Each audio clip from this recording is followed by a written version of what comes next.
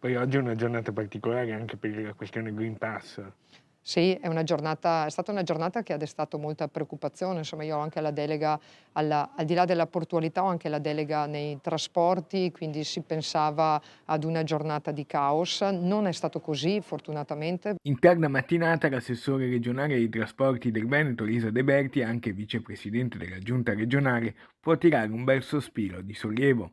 Il sistema dei trasporti del Veneto ha letto bene l'urto del debutto all'obbligatorietà del Green Pass, anche nei settori più caldi e a rischio della vigilia. Oggi di fatto ci sono stati molti lavoratori che sono rimasti a casa perché non si sono presentati al lavoro, perché comunque non volevano fare il tampone per un giorno, perché di fatto era venerdì, quindi c'era anche questa difficoltà. Prevediamo che la settimana prossima potrebbe anche ridursi questa mancanza di lavoratori che c'è stato oggi, però non avvertiamo per il momento grandi difficoltà. Siamo intorno al 10% di media, cioè ci sono alcune aziende di trasporto che hanno avuto una riduzione delle corse, una riduzione del personale intorno al 4 al 5%, altre che magari siamo intorno al 15%, quindi insomma diciamo che la media a livello viene rispettata più o meno la media a livello regionale. Noi siamo all'84% di persone